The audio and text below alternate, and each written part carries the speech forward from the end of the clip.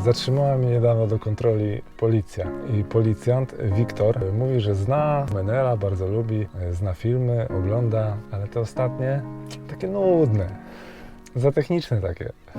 No wiem, że techniczne i nudne. Liczę na to, że jeśli będziecie chcieli kiedyś zbudować kampera, to wyszukacie i obejrzycie całą nudno-techniczną serię. No ale jak już policja mnie zatrzymuje i mówi, że te filmy to nudne, to chyba znak, że czas nagrać coś luźniejszego. Więc dzisiaj obiecuję, nie będzie nic o bateriach. Będzie film w troszkę luźniejszym klimacie. Pozdrawiam parę policjantów. Buduję kampera koleżance Paulinie, która na stałe mieszka w Hiszpanii. Baza to Citroen Jumper L2H2. Zacząłem od okien dachowych, bo pierwsza paczka, która przyszła, zawierała okna dachowe z wentylatorami z AliExpressu. I teraz jak prawdziwy, nieudawany youtuber mogę zrobić unboxing.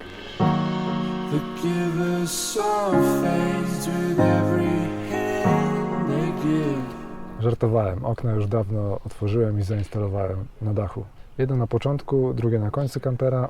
W moim Vincent Vanie mam wentylator tylko w jednym oknie na początku i generuje to moim zdaniem zbyt mały przepływ powietrza, dlatego tutaj zakładam dwa. Pamiętam z budowy poprzedniego vana, najwięcej czasu zajmowało mi znajdywanie narzędzi, które na chwilkę gdzieś odłożyłem, a potem one na cały dzień magicznie znikały, więc tym razem przygotowałem się trochę lepiej. Dużo ołówków, kilka miarek, kilka noży. Warto kupić duże 240-litrowe worki na śmieci, bo przy budowie generuje się sporo śmieci i lepiej kilka, żeby te śmieci posegregować. Ja od wielu lat segreguję śmieci na białe i kolorowe. Ekologia. Oprócz tego warto mieć dobry kątownik, linijkę i rękawiczki. W warsztacie wszystko poluje na Wasze ręce. Narzędzia, drzazgi, nawet alubutyl. A ta miarka należała do mojego dziadka, który pracował w elbląskim Zamechu. I to zanim Zamech został przejęty przez ABB, a potem przez GE. Linijka jest super, bo pozwala mi odtwarzać niektóre kąty. Mam jeszcze jedną taką podobną, festula. I oczywiście jest to jedyne narzędzie festula, na które mnie stać. Ale ta po dziadku jest oczywiście lepsza i fajniejsza. Na podłogę kampera położyłem 3 cm płytę PIR, dwustronnie metalizowaną. Powkładałem ją również we wnęki. I ta płyta ma lambdę, czyli współczynnik przenikania ciepła 0,022, czyli chyba najlepiej jak się da, pomijając jakieś kosmiczne technologie typu aerożele. No ale jest twarda, więc nie bardzo się nadaje na ściany, które są zaokrąglone i podobnie zaokrąglony dach. Dlatego tutaj zastosowałem maty samoprzylepne. Najpierw alubutyl. Przerwa.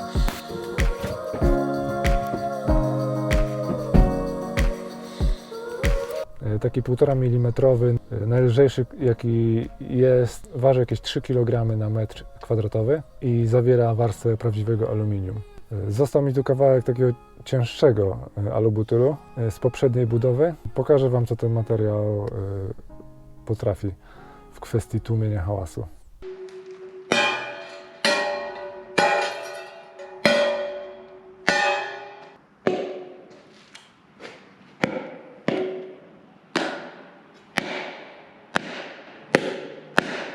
Alubutyl natomiast nie jest izolacją termiczną. Jedynie tłumi drgania i rezonowania blach. No to samoprzylepna mata kauczukowa, która również tłumi dźwięk wyższej częstotliwości niż alubutyl, ale jest również izolacją termiczną.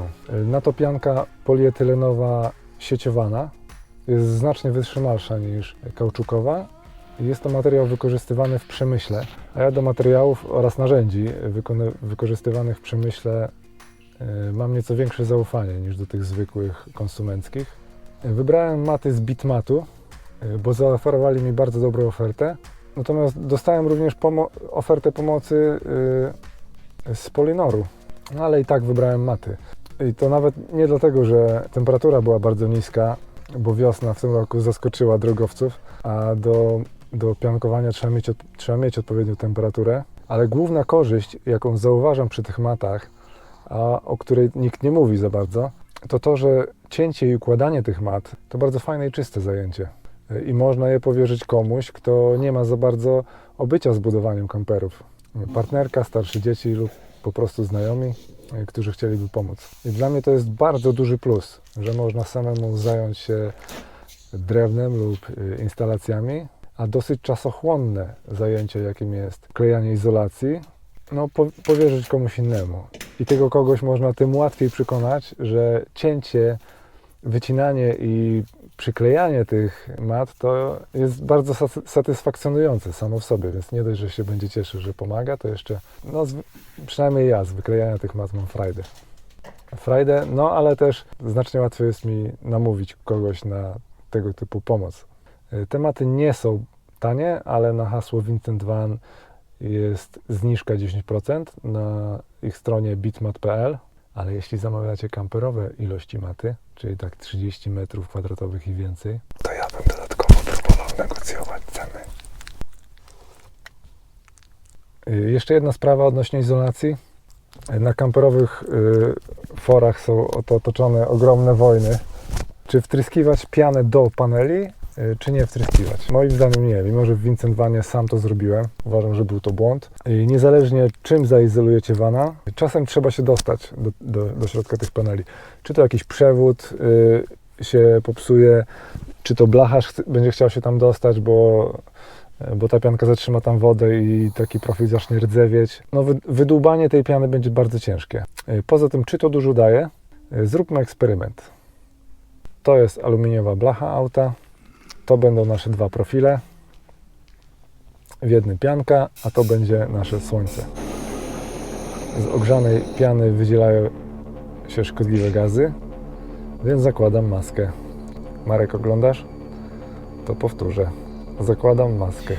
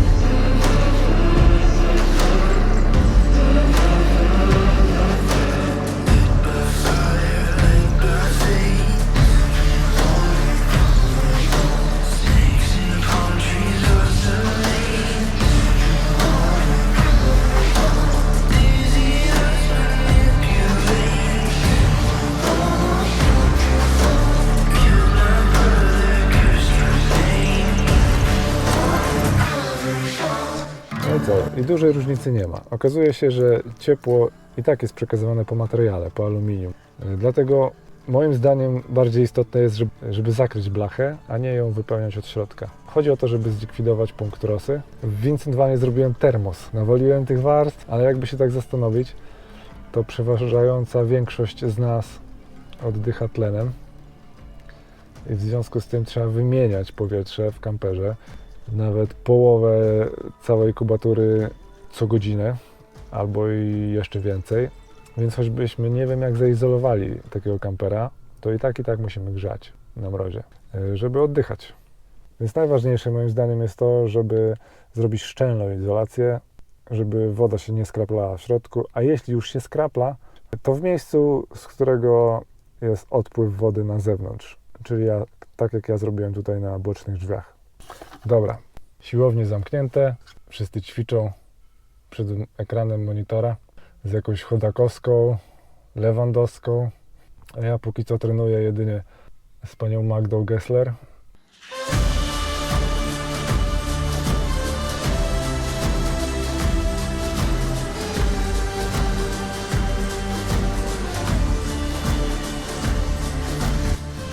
Deska na podłodze na szczęście już była, oszczędziło mi to trochę pracy, podniszczona, ale obróciłem ją na plecki i jest ok. Na to nakleję potem jakąś winylową podłogę, a na ściany kładę drewno. W nowych kamperach nie przepadam za tym, że wszystko jest takie sterylne. To na ogół jest sklejka z naklejonym furnirem, na to jeszcze jakiś lakier i wszędzie ten połysk. To może jest wytrzymałe, ale mi się nie podoba. Ja wolę żywe, olejowane drewno. Ono ma zapach i fajniejszą taką strukturę, moim zdaniem. Aktualnie siedzę tu i pracuję głównie sam. Paulina jest w Hiszpanii. Proces projektowania vana wygląda tak, że Paulina wysłała mi swoje propozycje, co chciałaby zmieścić w tym kamperze. Ja po przeczytaniu, jak już skończyłem rechotać, to tłumaczyłem jej, dlaczego zmieszczenie tego wszystkiego w samochodzie L2 H2 jest niewykonalne. No i razem opracowywaliśmy jakieś alternatywy. Ale doszliśmy do ciekawych rozwiązań. Paulina nie chce okien w drzwiach i w ścianach, bo boi się kradzieży. No wiadomo, Hiszpania. Z tego samego powodu zostawiliśmy ścianę działową, ale wstawiłem w ścianie duże okno, które będzie dawało trochę światła i przez które w ostateczności będzie można się przycisnąć do kabiny. Jak ja dałem radę, Paulina też da radę. Taki układ okien będzie bezpieczny, ale przy zamkniętych drzwiach światła nie będzie wiele. Dlatego kombinuję, żeby zrobić taki udawany świetlik. Można takie coś zrobić z popsutych płaskich ekranów, telewizorów lub ekranów komputerowych. Wewnątrz takiego ekranu jest zazwyczaj płaska soczewka Fresnela, dzięki której można zrobić ekran udający trochę światło słoneczne zza chmur. Dlatego jakby ktoś miał w pobliżu Elbląga albo Trójmiasta popsuty monitor albo telewizor, to dajcie znać, chętnie odkupię. I w ogóle jeszcze kilka ciekawych rozwiązań tu planuję. Tak jak się ze mnie kumpel śmieje, już mi się Da Vinci włączył, ale na razie o nich nikomu nie powiem, nawet Paulinie, no bo nie wiem, czy wyjdą. A po drugie, staram się nie utrzymywać jej oczekiwań zbyt wysoko, no żeby końcowy efekt ją pozytywnie zaskoczył. W ogóle zadowolenie z życia, z wszystkiego jest funkcją oczekiwań, a nie rezultatów. Widać to świetnie po ludziach grających na giełdzie, którzy po niepowodzeniach popełniają samobójstwa, bo przegrali w jeden dzień 90% majątku i zostało im już, dajmy na to, tylko 2 miliony dolarów. Mimo że większość ludzi takiej kasy nie zobaczy przez całe życie na oczy. No ale to dlatego, że ich oczekiwania się aż tak rozminęły z rezultatami. I to jest myśl na dziś. Czasem, żeby nie być nieszczęśliwym, warto nieco temperować oczekiwania wobec siebie i wobec innych. Nieco po rozpoczęciu budowy wydarzył się drobny problem. Otóż na początku miał być to jednoosobowy van dla Pauliny. Paulina ma 1,64 m, czyli luzik, spokojnie się zmieści w poprzek. I myślałem, że spoko, nawet jak pozna jakiegoś Hiszpana, no to z życia tam i z wnikliwych obserwacji wiem, że średnia wzrostu u Hiszpanów to jakieś 1,70 m, więc nie będzie problemu. I co? I Paulina poznała chłopaka. 1,95 m. Ilość mężczyzn w Hiszpanii o wzroście powyżej 1,90 m szacuje na jakieś 15. No i jednego z nich poznała Paulina. No i teraz muszę rzeźbić. Odkręciłem z powrotem deski i wycinam te wzmocnienia blach, żeby uzyskać jak najdłuższe łóżko.